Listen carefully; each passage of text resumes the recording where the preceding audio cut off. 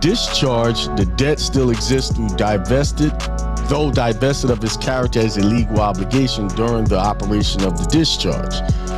Something of the original vitality of the debt continues to exist, which may be transferred, even though the transferee takes it subject to its disability incident to the discharge. So what they're saying, if you discharge a debt, it doesn't necessarily go away.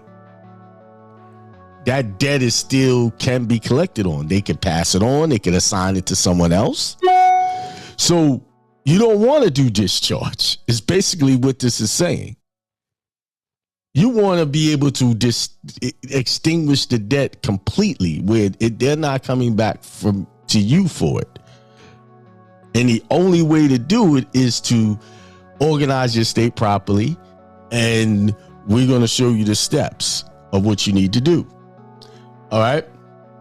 The fact that it carries something which may be a consideration for a new promise to pay, so as to make an otherwise worthless promise a legal obligation, makes it the subject of transfer by assignment. This is why when people are trying to discharge, they'll ignore you and still collect. And I could tell you this has been my experience. Now, this is something I did to a car I had purchased. I had a note on some years ago when I was trying to play around with different methods of discharge. I went in on the account electronically, figured out what my account number through my Social Security was, put in those numbers, and paid the debt in full. It lasted for 2 weeks and it came back. But here's the interesting thing about it. When it came back, it never hit my credit report again. Although they kept calling me for the money and wanted the money and threatened to take the car if I didn't make the payments. That car to this day is not showing that I paid off that car or did anything. And reading this definition helps me understand why. I did not extinguish the debt. I discharged it, but I didn't get the obligation off of me. So therefore, we got this payment by way of discharge through the Social Security number, but hey, this guy don't know what he's doing. We're going to still hang him up and get the money anyway. This is why if any of you have ever done discharge the other ways where you make the money or as a minimum, they'll keep that money order, never send it back, but still want you to keep the money. Can anybody on here agree with what I just said? Have that same experience? I know there's a couple of people on here, at least 2 people on here have had that experience. Right? And they'll act like they don't even say that they received a bad check. They just ignore it. Am I right or wrong? True. Right. So that means there's something to that process. It's just not complete. It's something missing that you don't know, and they know you don't know. So they'll just come back. Because of course, they're not going to want the whole public to become aware. If everybody was able to just write these money orders and send it to these people, it would shut their whole system down. So they like discharge. They love it when people get on the internet and claim you can discharge because they're getting free money. They're making millions of dollars every year off of people sending in these instruments and then ignore them. You never hear from them again. I've come to I believe that when you see these people on the internet and they get these huge followings out of it, y'all look at my videos. I know I got a lot of followers, but I don't get a lot of views, or it doesn't show I get a lot of views. But these other people come out of nowhere and they got thousands of views. Am I right or wrong? Right. Huh? They get thousands of views teaching this stuff. And then after a while, maybe 7-8 months, they disappear. No one has got remedy at all. They never come back and say no one got remedy. They just disappear. I believe that's them putting people out there to lure people in to do these discharge processes so they can keep those instruments. You're putting more money. Call one out. Huh? I called one out on Instagram. There's a woman just showing them at the dealership with her on the car and all this. I said, I know you're an agent. I know for a fact you're an agent, but you.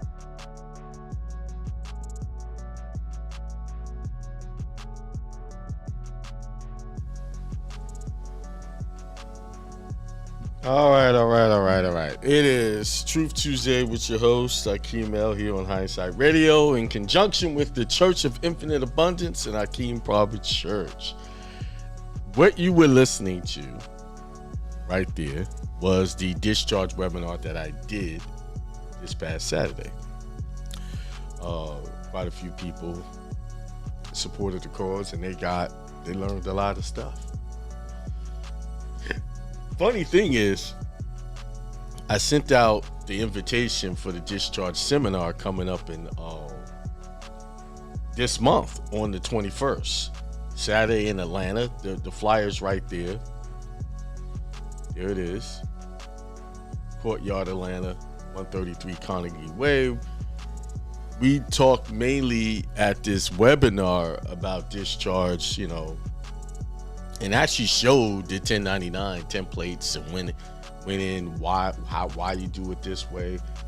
We showed the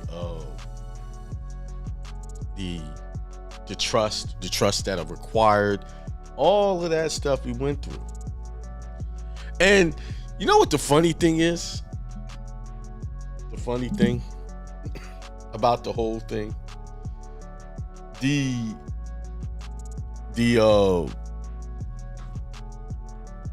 discharge, they teach you how to do it on it. If you read the instructions of the 1099, the instructions is right. This is Hindsight Radio. I represent it. The information station changing the nation. All right, so there's a decision.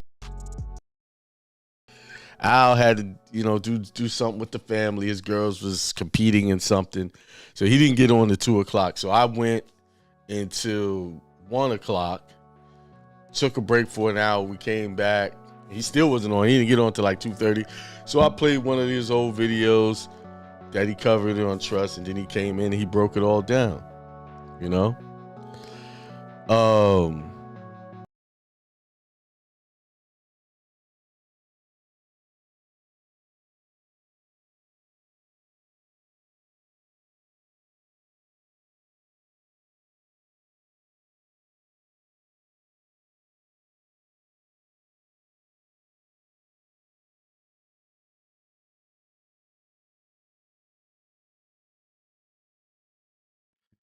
All right, can y'all hear me? Y'all saying y'all ain't getting no sound.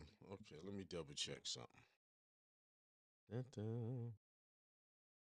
So every time they do an update, something happens. That's why I don't like updating. Let's see. That's working.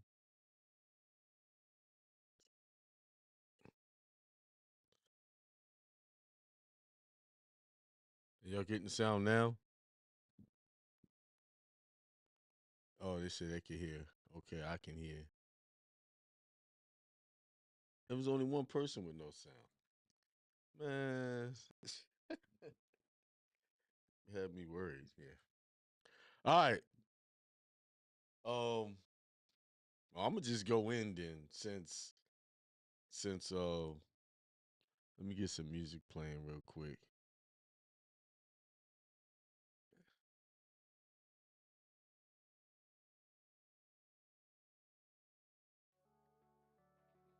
All right, peace, prosperity, and extreme wealth to everyone. Thanks for tuning in to another episode of the Truth Tuesday show. Hope everybody's doing good. I'm doing great. I got up around 2:00 this morning, went out and worked. Well, 2:00 I got up, got out of the house by 3, went to the 3 a.m. Not 3:00 in the afternoon. Went to the gym. That is my new habit now. I'm doing that at least 3 times a week. Going to the gym and working out for about an hour, 30 minutes to an hour, intense exercises. I have this. I want a certain image, body image that I'm looking for. Something I've been wanting to get back into.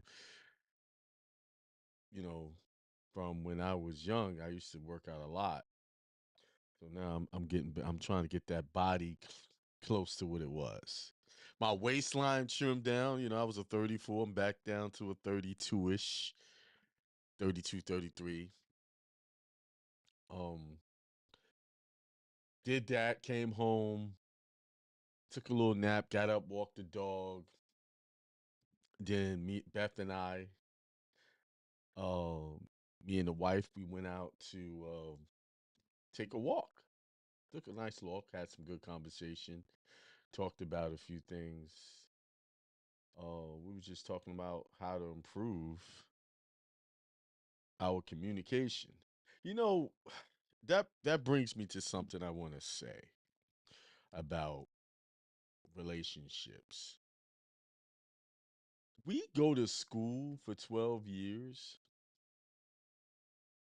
We go to colleges to learn how to do all of these things. We go to jobs, we get trained on how to be good employees. But no one ever trained us on how to be married. No one ever trained us on how to be in relationships. We just kind of got into these relationships and basically made assumptions on how it should be. Like we had things that we wanted or expected, but we never wrote it down, made clear and precise expectations. We just assume, well, because we're in this marriage or in this relationship, we just assumed that we should know things. And once you really look at your relationship under a microscope, you realize how much you really don't know about relationships. You really don't know about the opposite sex and how they think and how they work. You realize you have never ever really trained. And this is the reason why I believe that we have a lot of conflict in our relationships. Because, yeah, I got in my head, all of these things that I expect, but does that other person really know what that expectations are? And here's the thing. Are the expectations realistic? Are the expectations within the confines of what that person is wanting to do or willing to do? So really, if you're in a relationship, married, and you don't have a clear vision on how you want your relationship to look and how you guys going to operate, what roles each one is going to play, then whatever happens really happens, and you can't really fault the other person because y'all never really sat down and created any contracts with each other. We make contracts with everything else. When we buy a house, when we buy cars, insurance policies, everything. But we never make contracts. I mean, only contract we'll do is we'll go and get married and it says for better for worse. And that's a generalized blanket contract that's just out there. You can't really use that as a gauge for how you want your contract, your agreements need to be customized for you and the other person. So I actually got to realize that, got to really look at that and say, wow, I read a lot, I know a lot, but what do I know about relationships and marriage? I never really paid attention. I could talk about them in a general sense, but I never really studied it. And not only study, practice it properly. So it was great. We went for a nice long walk and it was good because, walking also helps, with your heart, your cardiovascular. Then, I want to get back into swimming. I'm gonna get up in the mornings and go swimming. I need to go to the store and get some earplugs 'cause I don't like that water getting in my ear. Well,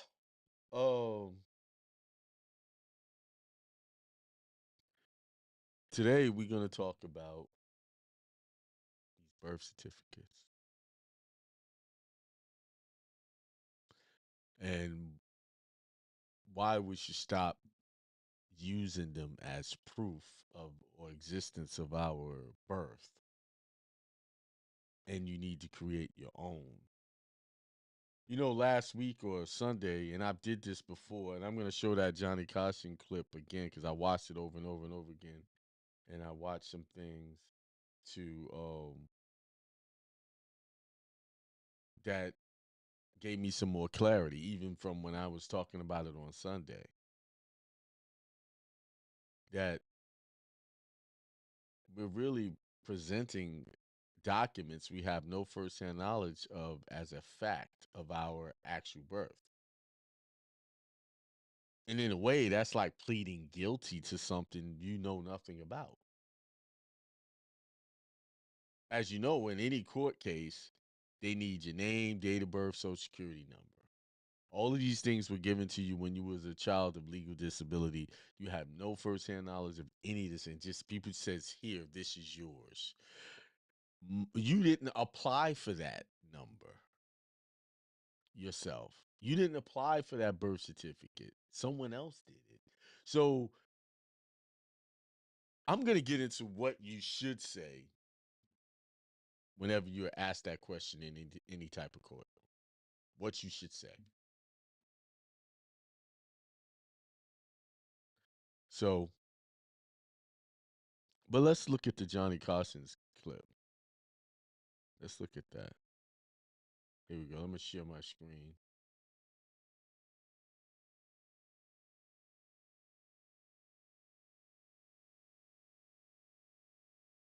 Thirty or 40 books a month from people who appear on the show, and most of them you don't have a chance to really look through. You look some of the highlights. And I sit up the last 2 nights with this book and called A Reasonable Doubt and got so fascinated. I guess the lay people who don't know much about workings of the law, this is all fascinating. I'm glad you did what you do. Most interesting. One statement you had in here, it says when you defending somebody, you say the first thing that you tell them is never plead guilty. Never plead guilty. Every man's entitled to a trial. He's presumed to be innocent until the contrary is proved to a moral certainty beyond a reasonable doubt. And that's his right under the law, and he ought to avail himself of that right. So never plead guilty. Let me ask you a question. Mm-hmm. What is your name? What is your name? I refuse to answer. No, my name is Johnny Carson. How do you know that to be your name? Well, it's on a birth certificate, legally That's recorded. hearsay. That's hearsay? Well, of course. I mean, if it's legally recorded? That's still hearsay. Suppose you were born, and I must assume that you were born because you're here tonight with us. And there's a certificate made out not by you, certificate made out by somebody else. That a boy child was born to Mr. and Mrs. Carson, and that he was named Johnny. That doesn't mean that you know that to be the fact. That means you have read that to be the fact. So let's stop right there. He said, you don't know that to be a fact. You read that to be a fact. Then he also said you're pleading guilty to something you don't have firsthand knowledge of. So what do you do? Like, you confront it to be, because this is why we are losing, because from the moment you open your mouth and accept that name, you accept that date of birth, they know you're lying. So at that moment, this is why most people lose, because at that moment, you have lied. You really basically perjured yourself. I mean, if you are going to say something like that, and I'm not saying this is not what I am suggesting you say, but if you are wanting to adopt the name, the debit, you can say, based on information and belief, my name is. Based on information and belief, my date of birth is.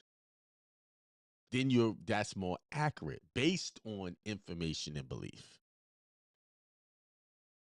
Then you're accurate in saying that, but I wouldn't say that. That's not what I would say. I would say, unfortunately, I can't answer that. Give a proper answer to the court as to what my name or date of birth is. I have no knowledge or firsthand knowledge of any of those facts. I was of legal disability at that time. So now they're stuck because now you're not admitting it to the name or the date of birth. And before they can proceed, they got to make sure they have the real party of interest. So now they got to go find the witnesses that can testify to the fact. And who is that going to be? Right? They would get your mother. Well, she can't even testify to that fact because she was in such pain and out of it that she only knows, she don't know the time, and she didn't see, a lot of times she didn't see the baby actually come out of her, so she don't have all of the facts either. She just knows what someone said. Hey, this is your baby. Most mothers are not even getting to hold their child as soon as they're born. So the only time you can you can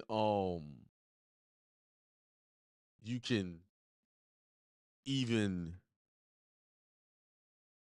get a fact, like a mother can have a fact, is if she does like a home birth. And all of them there give her the baby, and she immediately takes the baby. She could say, well, this is the chain of events that happened. I went into labor. The midwife helped me deliver. And as soon as the baby came out, I was presented the baby immediately. Now, these are the facts. So that means most of these hospital births are, no one could really prove how these events happened. The one, or the people that matter, the mother, the father. Like, I can prove because I was there for two of my sons. I was there for, well, I was three of my children. I was there for all of their births. And I was there for my son's birth, but I could not be in the room because she had a cesarean section. So I was out and I wasn't there. But my three younger children, I was there for all of their births. I witnessed my daughter, even though her mother had a cesarean section, I witnessed that operation. I didn't see all the cutting. They took her out. Immediately from there, they moved over to that table that they take the children to. So and then my two boys, I was right there by the bedside. Like, my son Xavier, her mother almost took my hand off. She was in so much pain. So I was there, I could say. So think about it. Why do they always want the mother to sign the birth certificate and not the father? Because they want an incompetent witness to sign it. Incompetent meaning, or someone of legal disability to sign it. Because now they have no one of firsthand knowledge to testify to anything to that. They purposely leave the father. If the father is there, all of these birth certificates that they try to deliberately take it to the mother. But with my two sons, I was like, no, we'll sign that together. And I was there to sign off on everything. From all of them. And, with my daughter, her mother was out of it. She was all drugged up. So I took care of all of that with her birth certificate. So let's finish here. Let's keep going. Let's see what else he says. Yeah, I see what you mean. In other words, I only have to go by what is recorded. You're pleading guilty to something that you don't know of your own knowledge. In other words, I should have said, if somebody asked me who I am, I say I plead not guilty. Right on. He doesn't go quite that far. Plead not guilty. I see what you mean. That is hearsay. I'm accepting what somebody has said. Somebody else has said. But that would be legal. I mean, if you come in with a birth certificate, that proves you're. Well, it's birth certificates are legal until they're attacked and proved to be invalid. That has happened too. I get such a kick out, I think, about the second chapter of the book on new lawyers who start when they are trying to question a client and the things that they learn in court by not over questioning going too far. There are a couple of That's very dangerous. That's very dangerous. The apocryphal story is. Yeah, so if I was questioned about that, and I think I said it a few minutes ago, I would tell them straight up, I don't know anything. I have no knowledge of those facts. I have no firsthand knowledge of those facts. And I would stay right there. Because guess what happens? They can't move without properly identifying the true party of interest. So you can hang them up right there. So remember, in this whole sovereign citizen movement, I call it sovereign citizen just like they do. But in all of the teachings, your name doing business as this, your name doing this and that, and I even was given those instructions, and of course, y'all know how that went. It didn't go well for me. Following that, it always went well when I did something else, but now I'm like, you know,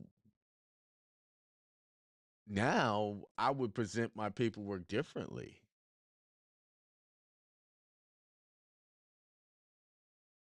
Even in all lawsuits, they say, "Well, this is such and such. This is no. I don't know that to be my name. You didn't create any of those documents.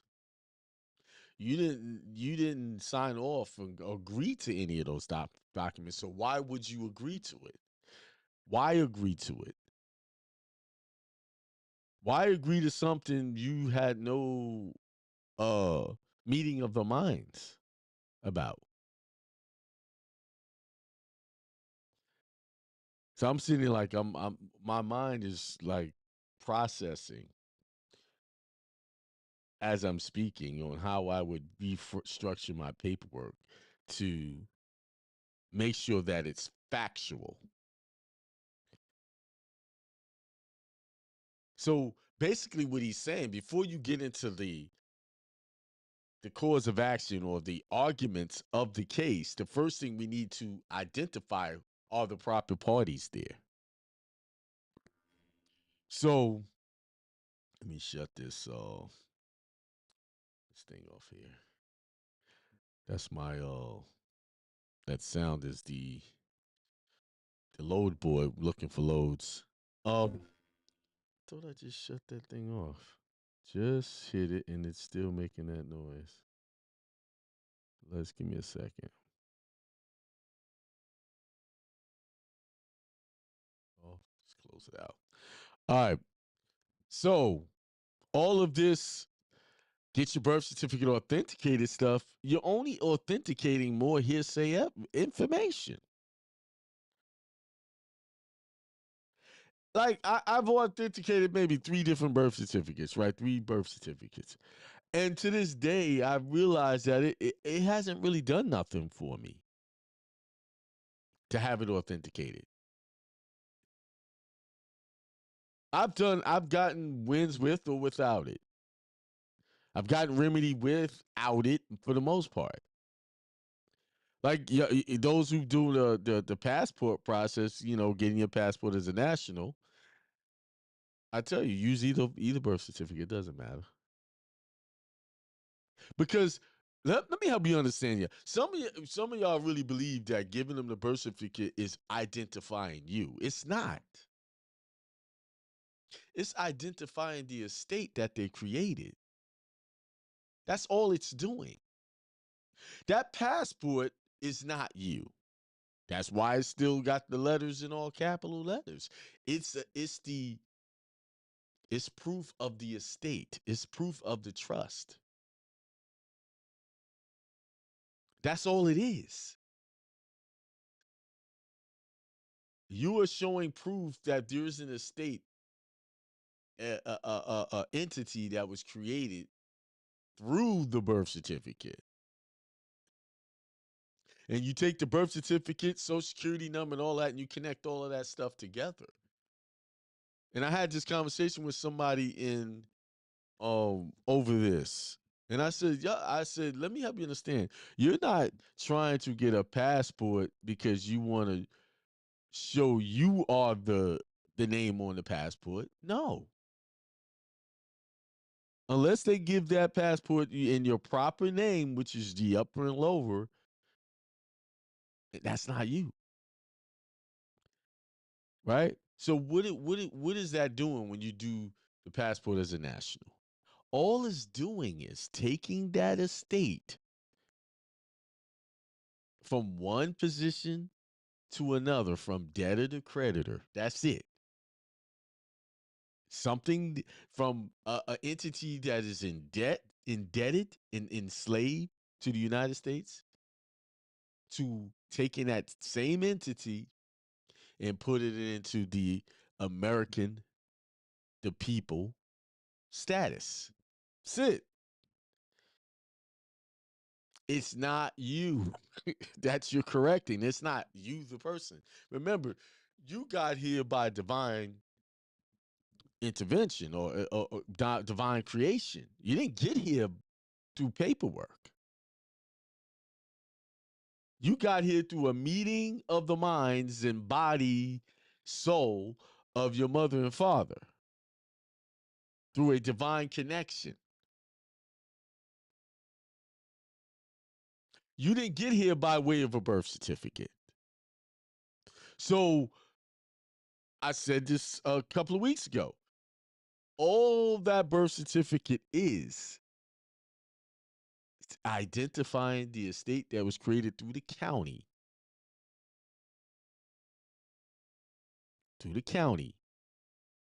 And at that point, it was not a U.S. citizen. Once the birth certificate, it was what you called a state citizen. At that point.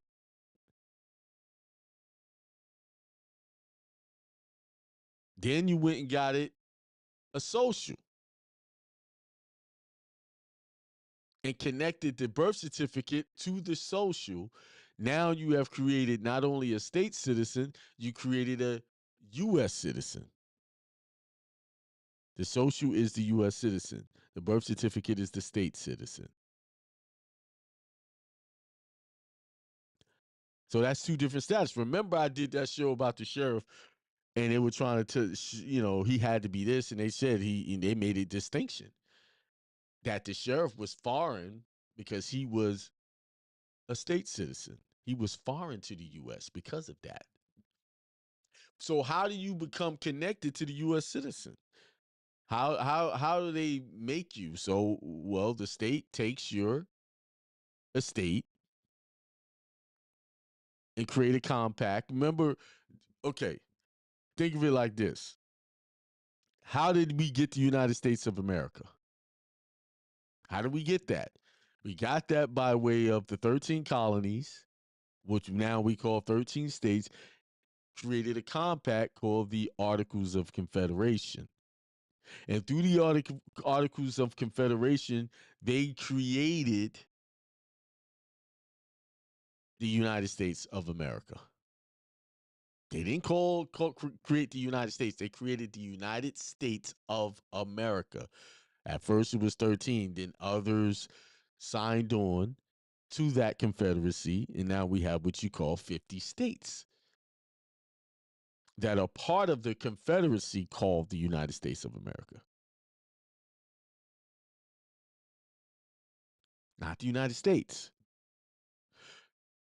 And as I have to make you or help you remember, the United States is not the United States. It's United States in Congress assembled, meaning when they are assembled, the United States is in session. That's when the United States is open for business. Once they're out of session, United States is closed down for business until the next session. So what is the United States? It's those grouping of individuals, those senators, those congressmen that people elect to go down to Washington, D.C., 10 miles square, to create laws, statutes. I wouldn't even say law, create codes and statutes, legalese. For who? All of their U.S. citizens only, not state citizens. Now, Akeem, you keep saying state citizen. Yes, I'm saying state citizen because that's what it is. But I don't endorse being a state citizen. I'm not endorsing that. I'm just telling you the difference between the two. State citizen, a state citizen cannot be taxed. It cannot be taxed. The only way it can be a state citizen is never taxed. It's the federal citizen that's taxed. Once the federal citizen is taxed, the U.S. citizen is taxed, then the state comes in and wants its cut from that same citizen through that social. Because why? The state does not. I'm going to prove myself in a second. And the only way most of you would know this, only way most of you will know this is unless you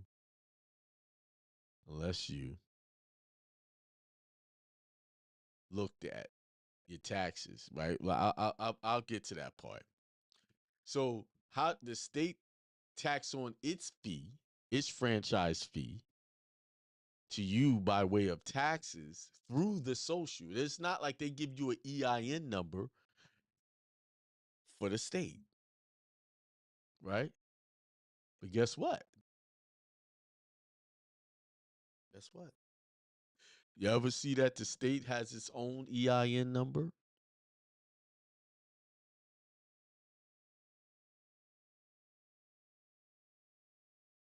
They have their own that they must attach to you so that they can get their money, so that they can get their credit on account. So back to the birth certificates. It's time to stop claiming those things. It's time to stop using them. But one thing, they haven't done anything for us. So just like they created a document, you could create your own. And it's acceptable as long as you do a few things, a couple of things. Well, a few things. You got to create the statements, statement of facts, get that notarized, and then get your notary authenticated. That's simple. Might take you a few times because in my experience, and recently it did take 2 to 3 times to get it through because the people are so programmed to do things one way, they couldn't see clearly. And finally, it got done. And that reminds me. I need to clear this up because this happened in a consultation today where the individual was claiming that they did their religious rights, marriage certificate. Let me help y'all understand. Being Moorish is not a religion. So, in order for you to be able to claim religious rights in your title, you must have that statement. Like, let me see if I can find one I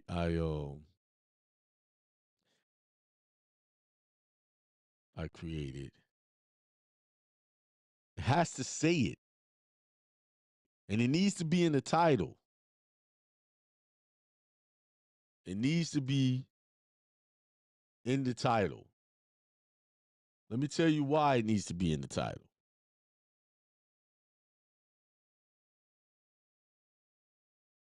The one I did was says notarized statement of marriage under Christian religious rights.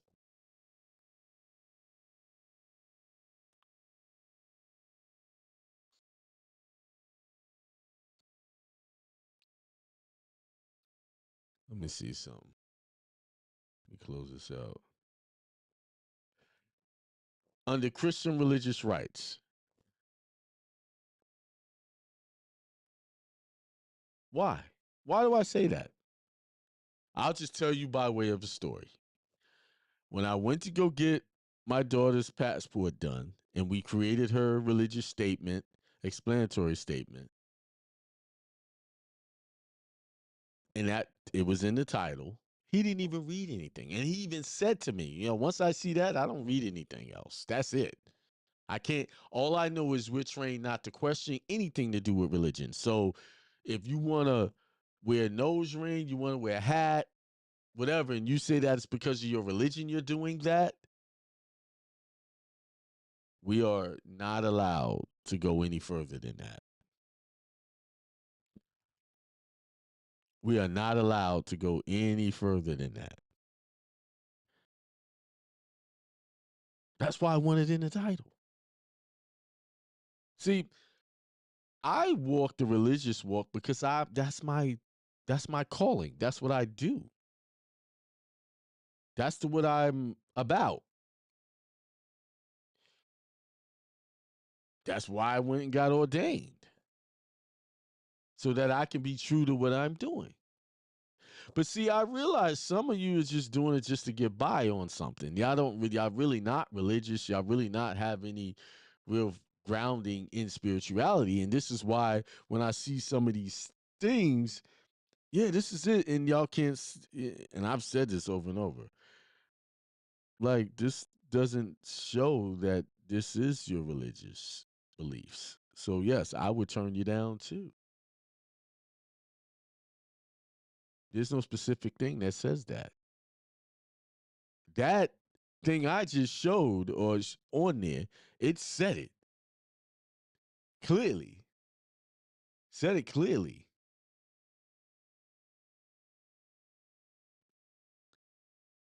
It said, give me a second.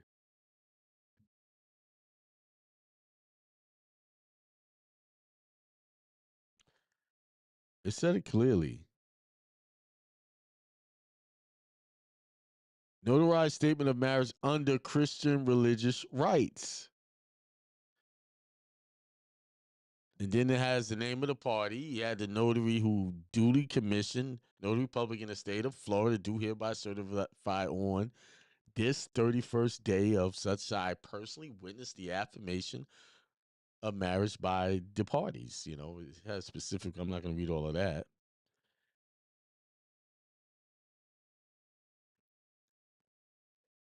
And had first and second witness, and the notary was the third witness. And then it was affirmed by the actual parties that were getting married.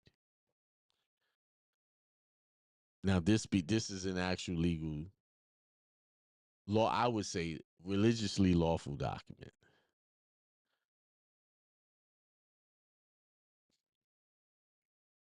These things are not complicated. I understand why a lot of people are fall for these things, because we have been taught a lot of information, and because, like this lawyer has said, we don't know any of these things that these people are telling us to be fact. It's just what they're saying. We didn't research it. I'm gonna tell you, 85% of the stuff that people are teaching out there, I would even go as far as 90% of the stuff that people are teaching is utterly and completely false.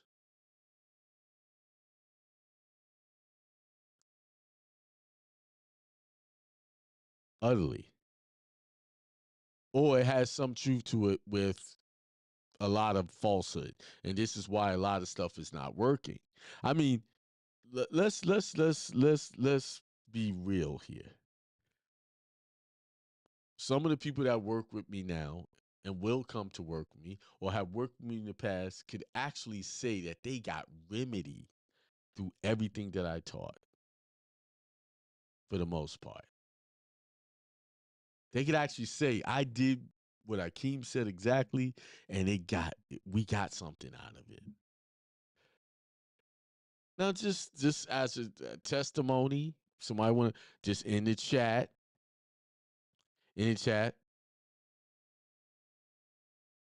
am I making that up?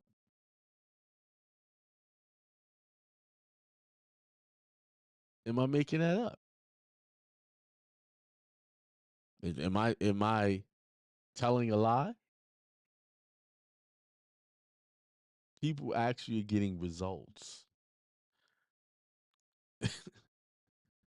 and look at where you come from, where you've been, where the journey. Yeah, I came from somewhere else. But what was it made me stand out from everyone else?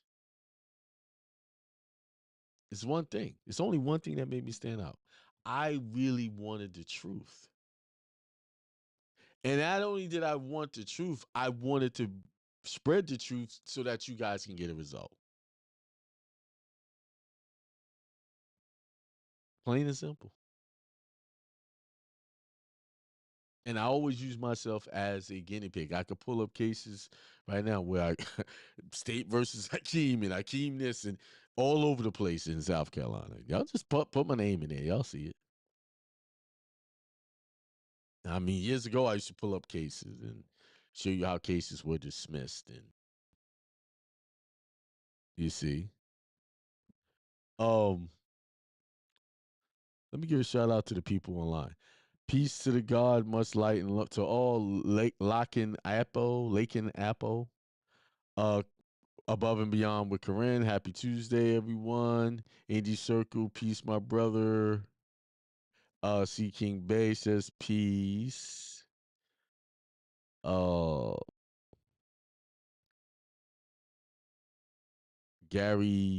Tasia. Says all good. Jason in Brazil, peace. Everything is changing and growing every day. Gary Tasia says that. That's true. That is true. That was the first thing me and my wife did. When we got married, we had a thing written down about our wants and our don't wants. Yeah, see, that's good, bro. Most people don't do that. People are changing moment by moment. No, it's the truth. And I guess that was his comment on what I said. Yeah.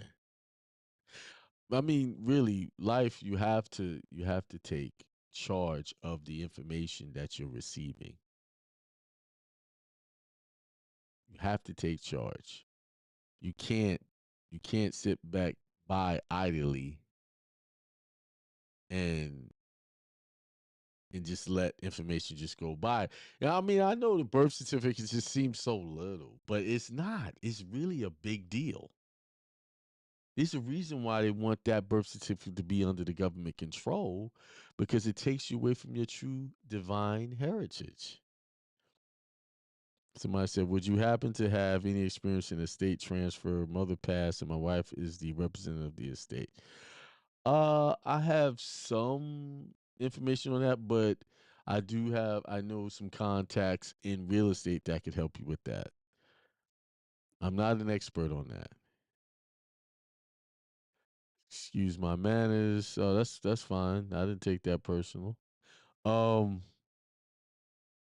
mean, what I would say, go to akiemel.com, get a consultation, and we could discuss it. And if I can't help you, I can point you in the right direction, sir. If I can't get you,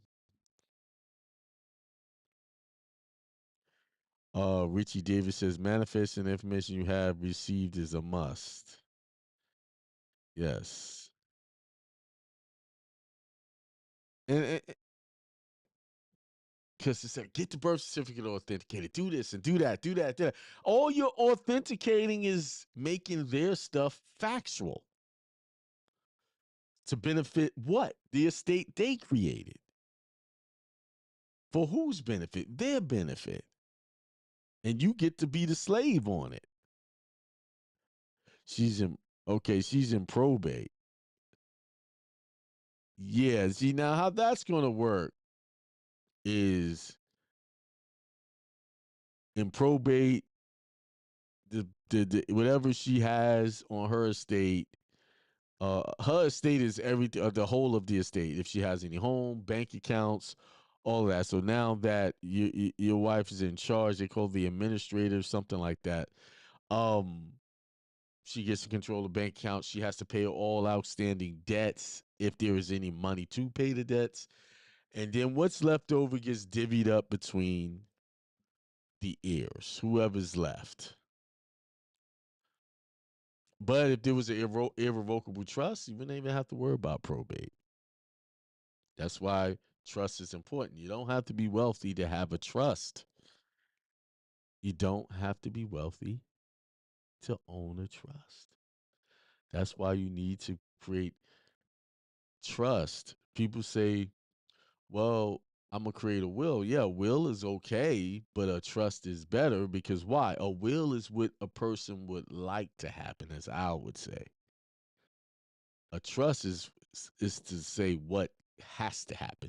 That's the official contract of that estate. And the probate has to go by what that trust says. Point blank. There's no changing that. And if it's irrevocable, there's nothing you could do. They could do with that. I told you of the story of the daughter and father who was arguing over her grandmother's estate, his mother, the grandmother, and they couldn't get along. So the court appointed a guardian ad litem. The attorney was over the estate, and she became guardian over the granddaughter became guardian over the person, meaning she got to change diapers and deal with all of the hard work. The attorney got to control property. So he was trying to get us hold of one of her properties, but it was in a irrevocable trust. So that means the house is not part of her estate. This is own individual and entity. So he couldn't do anything with that property. He was trying to get it. It didn't stop him from trying, but they shut it down.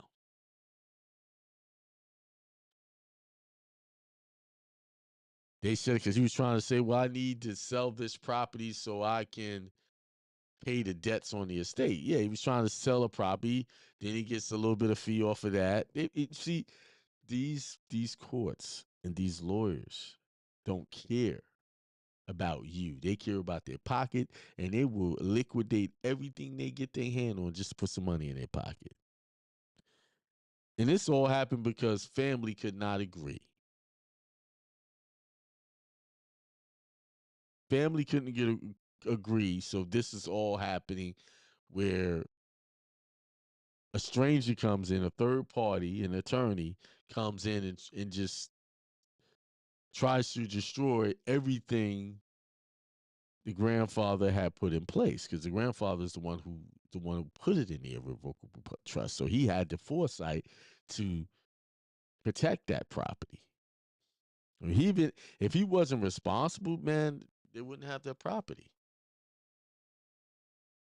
This is what you don't have to be rich to have a trust. So if you want to get set up with trust, akiemel.com, I'll get you set up. I can help you. I can help you. Do it properly. Put your cars, put your houses, get that stuff out of your name. And let me stop saying, get your stuff out of their name. Because you think you own that name, you don't. Your name is not your name until you go in there. Until you go in there and do a formal name change. That name you are calling yourself now, and you have not done a name change, is in a presumptive, assumptive name that you took on, that someone said this is your name. But you must take ownership and change your name. Think about it. In the Bible, once God made a covenant, he changed the name of the people he dealt with. That's how important name change is. And I'm going to stop right there. That's next week's show. Name change. How important is it? And I'm going to show you through the Bible how everybody had their name changed. Even Christ's name changed once he went back to heaven.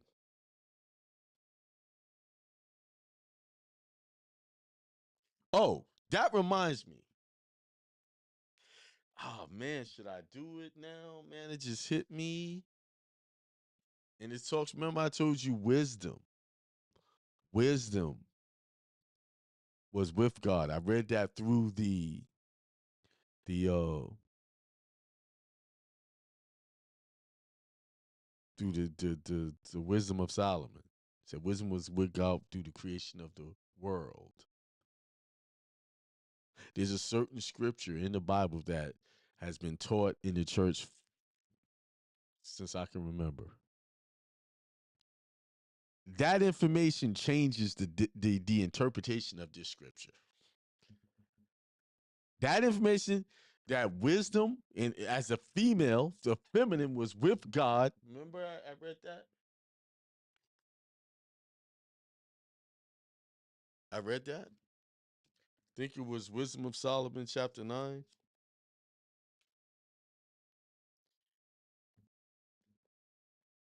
Yo, we gotta get. See, this is why they have all of these conflicts between women and men now, because us working together is where the power is. We start loving and sharing each other, caring about each other, and caring. When I say caring, caring about the reputation of each other, instead of endorsing the negative things that are being said. Endorse positive things. Because I know in my own experience, once I fed positive thoughts and actions into my relationship, positive things happen. When I fed negative thoughts and actions, negative things happen. So it's your job, if you want to have a positive interaction with someone, with your wife, whoever, you must constantly be thinking positive things about them and overlook the negative. But sometimes, you get caught up and you just kind of hone in on the bad stuff, and you're gonna stay there and you're gonna make yourself suffer. Oh,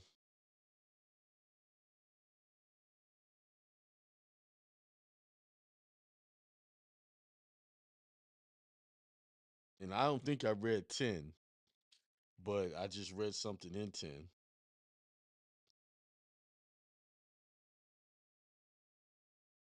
I'm gonna just read it again and then I'm gonna shut it down. I'm gonna read it again because I'm looking for the very spot. But I'm gonna read through it. It says, "O God of my ancestors," and I'm reading from this Holy Bible with the Apocrypha. These are the things they took out. This particular one they took out of the Bibles that you read today. O God of my ancestors and Lord of mercy, who have made all things by your word. So you made all things by your word. And by your wisdom have formed humankind to have dominion over the creatures you have made, and rule the world in holiness and righteousness, and pronounce judgment in uprightness of soul. Give me the wisdom that sits by your throne, and do not reject me from among your servants. For I am your servant, the son of your servant girl, a man who is weak and short lived, with the understanding of judgment and laws. For even one who is perfect among human beings will be regarded as nothing without the wisdom that comes from you.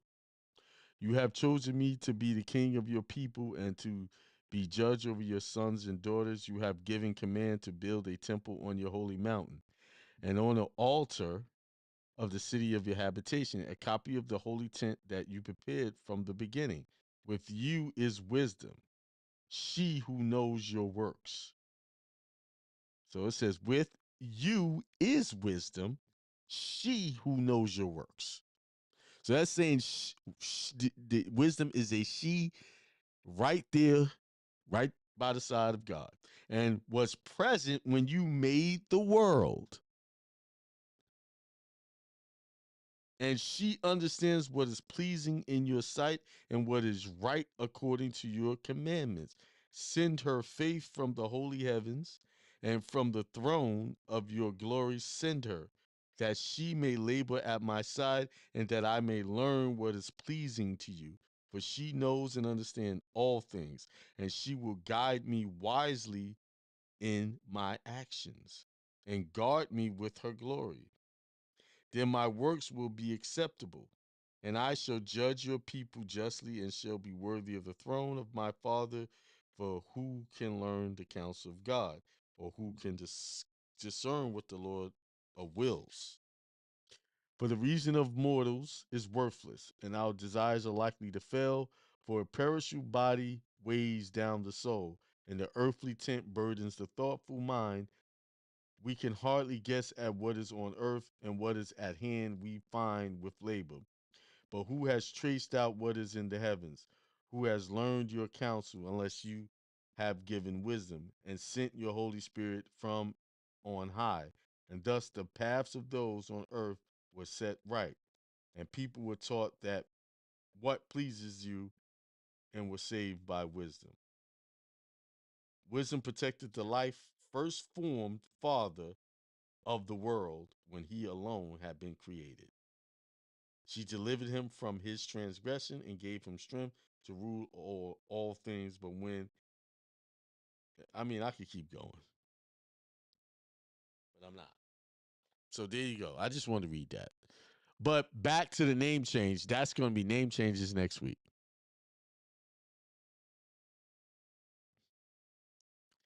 Let's see. Some comments I want to address. It says, in the words of Guru concerning what you set up inside your trust, these are the words that I manifest. Okay. That's what I keep telling her now. Same thing that's happening now. Her moms didn't know anything about the trust thing. Cool, I'll hit you. All right. Object, correct, create. That's an eye-opening read along with the book of Proverbs. Yeah. Wisdom is a female. And every man, like I said on Sunday, every man should be looking for a woman that has wisdom, and every woman should be looking for an older woman with wisdom to get counsel from. All around. All right. With that being said, it's 8:03. I am going to shut it down. Next week is going to be about the name change and how the Bible encourages you to change your name. But just to go in just a little bit, if they gave you a name at birth and put it on those documents, that became a legal name. That became a man's name. That became a natural man's name. But in order to be approved and accepted by God, you must have a spiritual name. And that's one of the things that, when I first came in, hey, you got to get your spiritual name. I agree with that. And I'm going to stop right there. With that being said, peace, prosperity, and extreme wealth to all. Have a good night.